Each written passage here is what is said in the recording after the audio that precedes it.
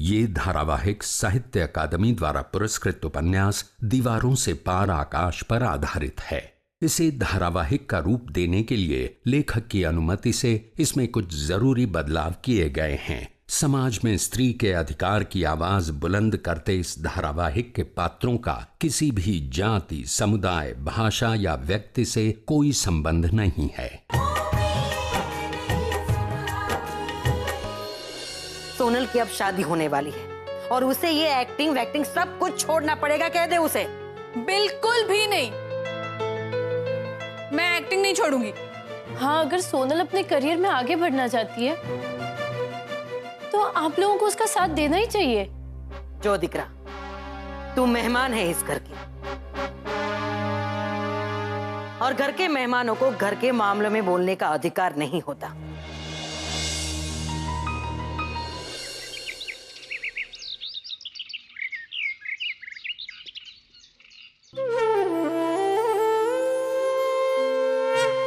हे भगवान, मेरे परिवार के लोग हमेशा मिलजुल कर रहे, सबका प्यार बना रहे। इस परिवार पर हमेशा अपनी कृपा बनाए रखना।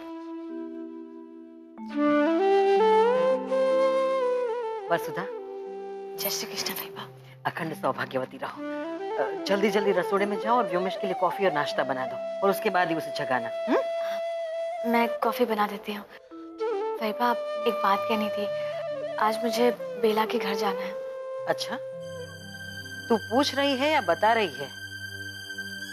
भैया, सचमुच में बेला बहुत परेशान है और आज उसकी सास भी आने वाली है। तू किसी और की परेशानी अपने सर क्यों ले रही है? और यहाँ क्या काम कम है? और अभी अभी तो तू उसे मिलने गई थी। सहेली घर के पास रहती है, इसका मतलब ये तो नहीं कि तू रोज रोज उसे मिलने जाए, हैं? आप बिल्कुल ठीक कह रही हैं भैया, लेकिन बेला बहुत परेशान है। बहुत बड़ी प्रॉब्लम है उसके साथ। वसुधा, पहले तू अपना घर तो संभाल ले, हैं? और एक बात सुन, दूसरों के झगड़ों में पड़ने की तुम्हें कोई जरूरत नहीं है। भैया, सबका काम हो जाएगा फिर चली जाऊंगी और जल्दी भी लौट आऊंगी। कितनी बार कहना पड़ेगा तुम्हें? कोई जरूरत नहीं है। घर में इतना सारा काम पड़ा है, घर में मेहमान आने वाले हैं और तुम्हें तुम्हारी सहेली की पड़ी है। कितना सारा काम है, कितनी सारी तैयारियां करनी है। वसुधा, सबसे पहले तो आज खाने में क्या बनाना है वो अच्छी तरह से समझ लो। घी के पराठे बनाना और भिंडी की सब्जी बना देना और मेरे लिए अलग से वो दूधी की सब्जी बना देना। और हाँ, रात को मूंग भिगाए थे या नहीं? भिगाए। हाँ, तो मूंग भी बना देना और साथ में वो गोभी का संभारा और पुलाव भी बना देना। और हाँ, पुलाव पिछली बार बहुत तीखा मुझे लगा था, इस बार कम तीखा बनाना। मिर्च थोड़ी कम डाला करो वसुधा। शाम को मेहमान आने वाले हैं, उनके लिए नाश्ते में सफेद ढोकड़ा और चटनी बनाना। सफेद ढोकड़े के लिए आटा अभी भिगो देना और चटनी दोपहर के खाने के बाद बना देना। और हाँ, लापसी बनाना मत भूलना, घी अच्छे से डालना। मैंने मंजू को घर की साफ सफाई करने के लिए कहा है। अगर तुम्हारा रसोई का काम खत्म हो जाए तो उसको भी जरा मदद कर देना, ठीक है? समझी गई ना बधू? जी भैया।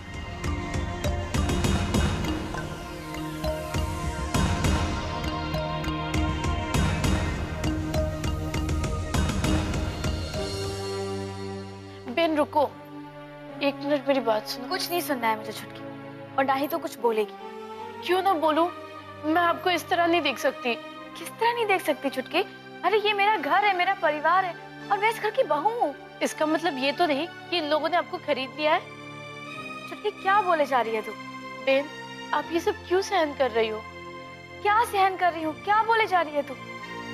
सब कुछ ठीक है छुटकी और मुझे कोई तकलीफ नहीं। तकलीफ है, लेकिन आप अपने मुंह से कहना नहीं चाहती। भाई इतना सारा काम आपको देती है और अब चुपचाप हाँ में सिर हिला लेती है। छुटकी, ये मेरा घर है और काम करना मेरा फर्ज है। तो क्या आपका ख्याल रखना इन लोगों का फर्ज नहीं है? सारा काम आप अकेले करती है और बाकी सब बैठकर आराम करते हैं। ये कहाँ का न्याय है? बस छुटकी, अब मुझे तुम्हारी कोई बकवास नहीं सुननी।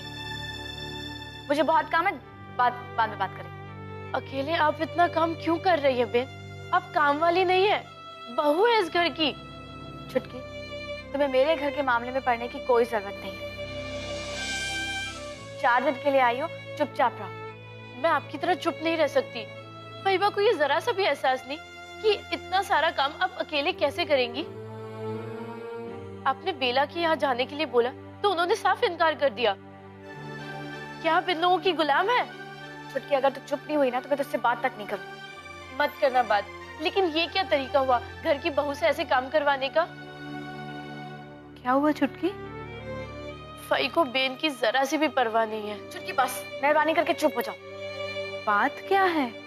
पकवानों की लंबी लिस्ट दे दी है फई ने बेन के हाथ में।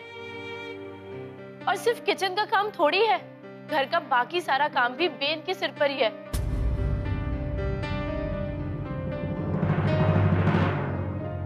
फई को ये जरा सा भी एहसास नहीं कि बेन इतना सारा काम अकेले कैसे करेंगी, वो भी तो थक जाती है। फहीबा ऐसी हैं, सब पर हमेशा हुक्म चलाती रहती हैं। उनकी जो हुक्मी की वजह से ही तो मैंने घर छोड़ा था। सबके ऊपर लगाम लगा रखी है उन्होंने। लड़के और लड़की में बहुत भेदभाव करती हैं वो। लेकिन ये तो बहुत गलत है। वही तो, लेकिन फई से कुछ भी कहो तो लड़ने लगती है, हमेशा सुनाती रहती है। अब देखो ना, मेरी शादी के पीछे पड़ी हुई है। मुझे कहती है अपना करियर छोड़ दो, लेकिन मैंने तो साफ साफ कह दिया ये कभी नहीं हो सकता, वरना मैं वापस घर छोड़कर चली जाऊंगी। मैं फहीबा की बात मानने वालों में से नहीं हूं। मैं पहले भी घर छोड़ के जा चुकी हूँ और आगे भी जा सकती हूँ। लेकिन छुटकी, वसुधा भाभी तो चाहकर भी ऐसा नहीं कर सकती।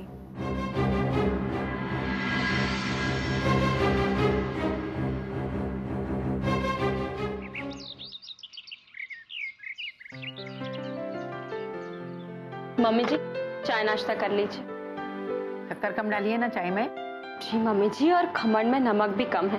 तो ठीक, वरना कभी शक्कर होती है ना तो डायबिटीज बढ़ जाती है, कभी ब्लड प्रेशर बढ़ जाता है, और डॉक्टर के पास जाओ तो बस तरह तरह के टेस्ट करने को बोलते हैं।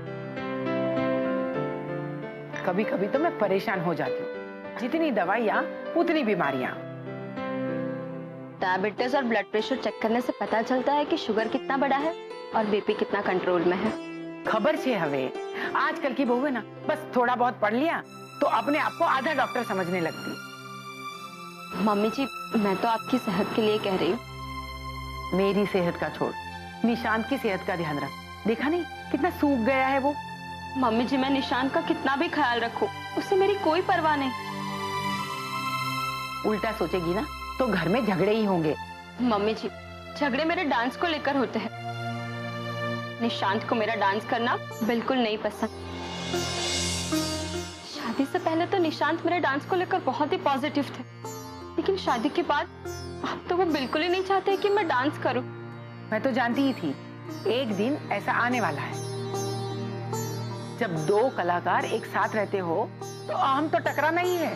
मम्मी जी, जैसे मैं निशांत की कला की कदर करती हूँ, वैसे उन्हें भी तो मेरी कला की कदर करनी चाहिए।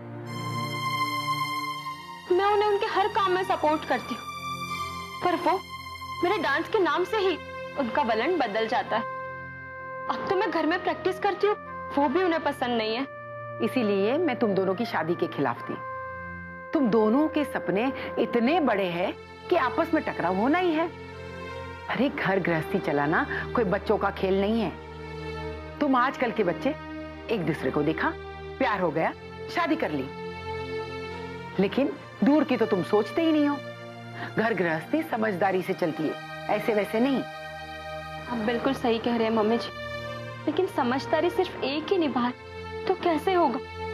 अगर हम किसी से प्यार करते हैं तो उसकी खुशियों का ख्याल रखना, उसे किसी बात से दुख ना पहुंचे, ये भी तो देखना चाहिए। और अगर दोनों में से कोई एक जिद लेकर बैठ जाए तो क्या करें? मैंने तुम दोनों को शादी से पहले समझाने की कोशिश की थी कि भाई शादी करके साथ रहने के सपने देखना और असल में साथ रहने में बहुत बड़ा फर्क है। पर नहीं, शादी करनी है। मम्मी जी, आप प्लीज निशांत को समझाइए ना। मैं निशांत से बहुत प्यार करती हूँ और अपनी कला से भी बहुत प्यार करती हूँ। प्लीज मम्मी जी, एक बार निशांत से बात कीजिए ना।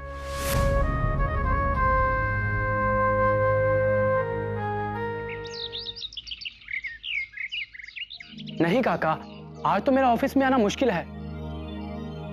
अरे आप बात को समझ क्यों नहीं रहे? मैं ऐसे बिना मतलब की छुट्टी नहीं कर रहा हूँ। आज सोनल को देखने लड़के वाले आ रहे हैं। वो लोग कल नहीं आए तो इसमें मेरी गलती है क्या? आज आ रहे हैं तो मुझे घर पर रहना ही पड़ेगा। पता है कितने सारे काम पड़े हैं। अरे वहां पर काम है तो आप संभाल लीजिए, इतना तो आप कर ही सकते हैं। मैं नहीं आ रहा हूं, आपने जो करना है कर लीजिए बस। जरा भी एडजस्ट करने को तैयार नहीं। शू थયું? मैंने आज भी छुट्टी की है तो चंद्रकांत काका गुस्सा हो रहे थे। कह रहे थे कि बताना चाहिए। पता है ऑफिस में कितना काम पड़ा है। अरे वो तेरे बॉस थोड़ी ना है जो तुझ पे गुस्सा हो रहा है। बॉस नहीं है लेकिन बॉस बनने की कोशिश करते हैं। मुझे धमकियां दे रहे थे। कह रहे थे कि बॉस से मेरी शिकायत करेंगे। अरे वाह, तुझसे कैसी बातें करनी चाहिए ये समझ रही है उनको? रिश्तेदार हैं हम। मैंने भी उनसे यही कहा। कहने लगे नौकरी अपनी जगह है और रिश्तेदारी अपनी जगह। ये तो कुछ ज्यादा ही बोलने लगे। पापा, आजकल चंद्रकांत काका ऑफिस में भी मुझसे बहुत काम करवाते हैं। और तू चुप है? अरे वो शायद भूल गए, लड़के वाले हैं हम। पर तू मत भूलना, उनसे सीधे वो कह देना कि तुझसे काम नहीं होगा। उनकी लड़की हमारे घर में है और जब भी तुझे छुट्टी चाहिए ना ले लेना, डरने की कोई बात नहीं है। हा? काका तो अपने आप को ऑफिस का बॉस समझते हैं। कहते हैं कई सालों से यहाँ नौकरी कर रहा हूँ, इंसान अपनी ईमानदारी और मेहनत से ही आगे बढ़ता है। अगर तुम्हारा ऐसे ही चलता रहा तुम तो कहीं टिक ही नहीं पाओगे। वो तुझे प्रवचन सुनाते और तू आराम से सुनता रहता है। टपोर। नहीं, मैंने भी उनसे कह दिया कि मैंने क्या करना है वो मैं तय करूंगा, आप नहीं। ये तूने बिल्कुल ठीक किया बेटा। चंद्रकांत भाई को रिश्तों का जरा भी लिहाज नहीं। ललिता बहन से शिकायत करनी पड़ेगी। अरे ऐसी आग लगाऊंगा कि सबके सब बुझाते रह जाएंगे। बहुत ज्यादा जबान निकल आई है उनकी। बेटी के बाप है लेकिन मिजाज तो देखो। नहीं पापा, फैबा को बोलने से शायद बात बिगड़ सकती है। कहीं हमारी चाल हम पर ही उल्टी ना पड़ जाए। हाँ? कुछ नहीं होगा, कुछ नहीं। और अगर कुछ हुआ तो वेवेस है ना संभालने के लिए। उसी ने नौकरी लगाई है ना तेरी, तू बिल्कुल फिक्र मत कर। और अगर इस बार चंद्रकांत भाई का फोन आया ना तो मुझे दे देना। मैं उन्हें ऐसी झाड़ लगाऊंगा कि वो तुझसे बात करने के लायक नहीं रह जाएंगे।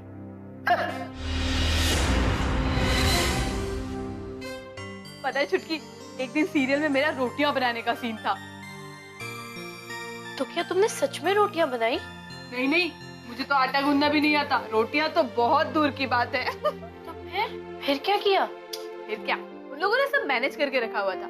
मैं तवे पे बिली हुई रोटियां सिर्फ सेक रही हूँ, ऐसे सीन शूट किया। पर हाँ, मैंने रोटियां सेकनी जरूर सीख ली उसमें। अरे वाह, सीरियल वाले रोटियां सेकना भी सिखाते हैं? अरे रोटियां सेकना क्या, यहाँ तो इतने पापड़ बेलने पड़ते हैं कि क्या बताऊं। लेकिन फिर भी ये एक अलग ही दुनिया है। एक्टिंग करने में बहुत मजा आता है। सच में वही काम करना चाहिए जिसमें मजा आता है ना बेन? हाँ सोनल, सीरियल का प्रभाव तो लोगों पर पड़ता होगा ना? हाँ, बहुत प्रभाव पड़ता है। लोग बाग अपनी पर्सनल लाइफ को सीरियल की स्टोरी से कनेक्ट करने लगते हैं। और वैसे भी सीरियल की कहानी, उसके किरदार सब हमारी निजी जिंदगी से ही तो प्रभावित होते हैं। अब मेरे सीरियल में जो फई है वो बिल्कुल हमारी ललिता फईबा जैसी है, हमेशा सब पर हुक्म चलाती रहती है। हाँ ऐसा ही लगा मुझे उस दिन जब संजय फईबा को तुम्हारी सीरियल दिखा रहा था और तुम फई के खिलाफ ये लंबे लंबे डायलॉग बोल रही थी, तो फई तो जैसे कि बौखला गई। आप चुटकी, तो एक काम कर, तू अपने कमरे में जाकर आराम कर, मैं ये सब कर लूंगी। अरे नहीं नहीं बेन, आप अकेले कैसे करेंगी? मैं मदद कर देती हूँ। अरे तो सोनल, मैं क्या कह रही थी, उस दिन ना फई तो बस बौखला गई। कहने लगी ये सोनल सीरियल में काम करती है तो क्या मेरे खिलाफ अनाप शनाप बोलेगी? अपने आप को समझती क्या है? छुटकी, तू मेरी मदद कर रही है या मेरा काम बढ़ा रही है? देख, मैंने सारी सब्जियां काट ली और तुझसे अभी तक टमाटर ही नहीं कटे। सॉरी बेन, वो काम करते करते बात कर रही थी ना, इसीलिए। अरे मैं तो कहती हूँ कि आप भी थोड़ी बात कर लिया करो, अच्छा लगेगा। अकेले ऐसे सारा काम करती रहोगी तो थक जाओगी। अगर शादी का मतलब इतना सारा काम करना होता है तो शादी से तो दूर ही रहना चाहिए। ये बिल्कुल सच कहा तुमने छुटकी।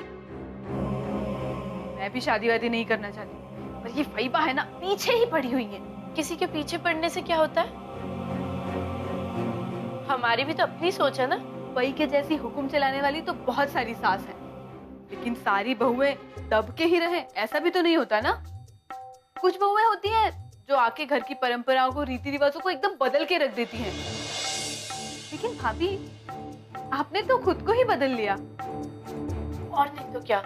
ये सब सुनकर और देखकर ना मेरा तो बहुत जी जलता है। छुटकी, अगर तुझे मेरी मदद करनी है तो कर, वरना जाकर अपने कमरे में आराम कर। बहन, अब मुझे क्यों डांट रही है?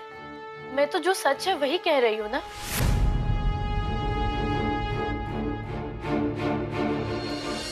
अभी तक ये मंजू कमरे में क्या कर रही है? इतना सारा काम पड़ा है और उसे कुछ पड़ी ही नहीं है। शाम को लड़के वाले आ रहे हैं, पता नहीं सारा काम कैसे होगा।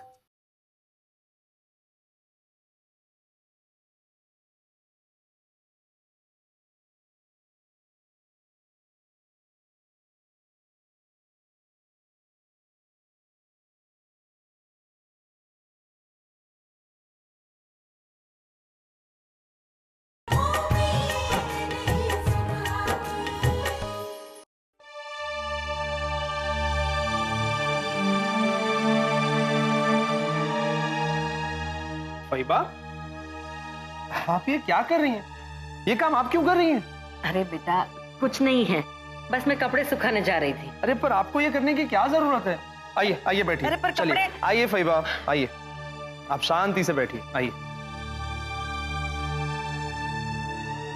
फईबा, इस उम्र में आपको आराम करना चाहिए।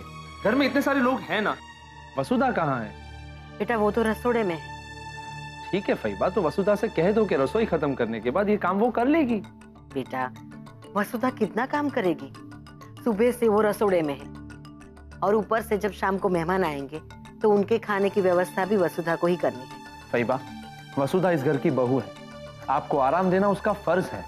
उसको हर काम करना चाहिए ना, जैसे आपने सारी उम्र किया। आप ये चिंता छोड़ दीजिए।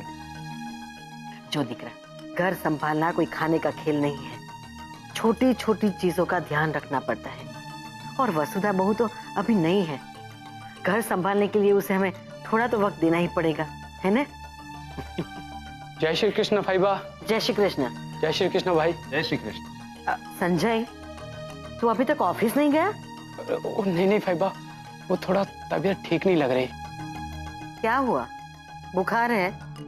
नहीं, वो थोड़ा चक्कर जैसा फील हो रहा है। संजय, तुमने कल भी ऑफिस से छुट्टी ली थी ना? हाँ, वो तो सोनल को देखने लड़के वाले आ रहे थे तो इसलिए। लेकिन उनका आना तो कैंसिल हो गया था ना? हाँ वही तो, मुझे तो मालूम ही नहीं था। अचानक उनका आना कैंसिल हो गया, और फिर ऑफिस से तो मैंने छुट्टी ले ही ली थी, तो फिर ऑफिस जाकर क्या करता। और देखो, मेरी आज तबीयत भी ठीक नहीं लग रही, और सोनल को देखने आज लड़के वाले आ रहे हैं तो इसलिए छुट्टी ले। देखो संजय, ऐसे बार बार छुट्टी लेना ठीक नहीं है। रहने दे बेटा, वो कह रहा है ना कि उसकी तबीयत ठीक नहीं है, तो आज उसे घर पर रहकर आराम करने दे। वैसे तू तो ऑफिस जा ही रहा है, अगर ये घर पर रुक जाएगा तो थोड़ी इसकी मदद मिल जाएगी, है ना? वैसे तुमने टिफिन लिया? नहीं फईबा, मैं ले लेता हूँ। तू रुक बेटा, मैं वसुधा से कहती हूँ। वसुधा, व्योमेश ऑफिस के लिए निकल रहा है, उसके लिए टिफिन तो लाना। अच्छा संजय, मंजू काकी कहाँ है? मम्मी अपने कमरे में है। कमरे में? अभी तक ये मंजू कमरे में क्या कर रही है? इतना सारा काम पड़ा है और उसे कुछ पड़ी ही नहीं है। शाम को लड़के वाले आ रहे हैं, पता नहीं सारा काम कैसे होगा। वसुधा, अब और कितनी देर?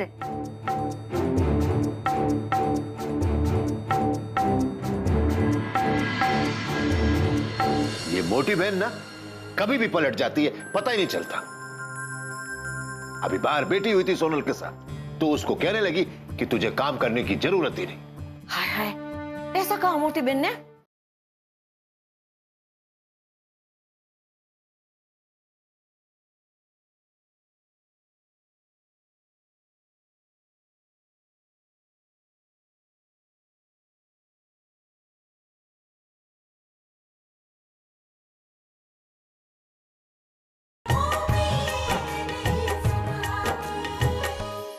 अरे जैसा सोचा था ना ऐसा कुछ भी नहीं हो रहा है। और तूने उसे भड़काया कि नहीं? अरे भाई भड़काया, बहुत भड़काया, और ये भी बोला कि सारा काम वसुधा को अकेले करना पड़ता है, पढ़ाई कैसे करेगी। तो फिर उसने क्या कहा? अरे कुछ नहीं कहा, मूर्खी एकदम चुप, मेरी बात सुनती रही। ओहो, अभी भी वो कहाँ कुछ बोल रही है। और ये वसुधा, उसने तो घर का सारा काम संभाल लिया, ना कुछ बोलती है, ना कोई फरियाद करती है, और ना ही कोई हंगामा खड़ा करती। अरे डफोड़ है डफोड़, आते ही पूरे घर का काम अच्छे से संभाल लिया है, मूर्खी। हाँ, पर खाना बहुत अच्छा बनाती है। आपको तो बस उसके खाने की पड़ी है। हाँ नहीं, मतलब लोगों के पसंद का खाना बनाती है, पर मुंह से कुछ नहीं बोलती। अरे वो सब तो ठीक है, रात को मोटी बहन के पैर भी दबाती है। लो, कर लो बात। हमने तो सोचा था कि लड़की पढ़ी लिखी है, अन्याय सहन करने वालों में से नहीं हो, पर यहाँ एक बात कहो, मुझे ना ये लड़की बिल्कुल समझ में नहीं आती है। मैंने भी यही सोचा था कि इतनी पढ़ी लिखी है तो थोड़ी सी झगड़ालू होएगी, अपने हक के लिए लड़ेगी, आवाज ऊंची करेगी, तो घर में रोज झगड़े बढ़ते जाएंगे और फिर ये रिश्ता टूट जाएगा, और फिर व्योमेश को तो ऐसे घुमा के तूने जितने ख्याली पुलाव नहीं बनाया ना, उतने तो वसुधा ने यहाँ आकर पकवान बना दिए। अरे एमा मारो शू वाक छे? वो तो एकदम गाय जैसी हो गई है, चुपचाप ललिता बेन जो बोलती है बस मानती रहती है। हे मंजू, तू हिम्मत मत हार, बस वसुधा को भड़काती रहे। देख लेना, एक न एक दिन हमारी मेहनत रंग लाएगी लाएगी। अरे तू रोज उसके कान भरती रहेगी तो कभी न कभी तो फूटी पड़ेगी ना। बस अभी हमें अपना ध्यान सोनल की शादी की तरफ रखना चाहिए। हाँ, बात तो तुम्हारी साव साची छे हो। सोनल की शादी तक तो हमें मोटी बहन की हाँ में हाँ मिलाना पड़ेगा। एक बार सोनल की शादी हो जाए ना, फिर वसुधा और व्योमेश का रिश्ता कैसे तोड़ना है ना, उसके बारे में सोचेंगे। हाँ देख, आज लड़के वाले आ रहे ना, तो तू चुप ही रहना, खाली ललिता बहन को बोलने देना। अरे यही तो टेंशन है, वो ललिता बहन ने लड़के वालों के सामने कहीं ऐसा बोल दिया कि शादी के बाद सोनल काम नहीं करेगी तो? अरे तो सोनल को संभालना मुश्किल हो जाएगा, उसका दिमाग घूम गया ना तो वही का वही शादी के लिए ना बोल देगी वो। हे मंजू, तू जरा सोनल को समझा दे कि मोटी बहन के सामने अपना मुंह बंद रखे, कंट्रोल करे। एक बार सोनल ने लड़के को पसंद कर लिया और लड़के ने सोनल को पसंद कर लिया, फिर लड़के को पटाना आसान हो जाएगा। अरे एक बात कहो, क्या? ये सोनल है ना, हाँ? बिल्कुल आपके ऊपर है।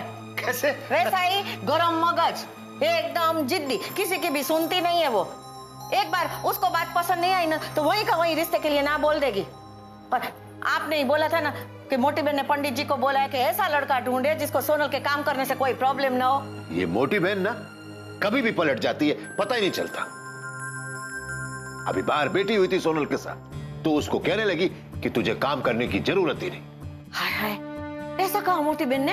अब सोनल को गुस्सा आ गया और वो उठकर वहां से चली गई। अरे एक तरफ मोटी बहन और एक तरफ सोनल, दोनों एक जैसी जिद्दी। अरे मैं किस किस को संभालूं? अरे भाई तू अच्छा ही सोच और सोनल को समझा दे, बाकी मैं सब संभाल लूंगा। हाँ।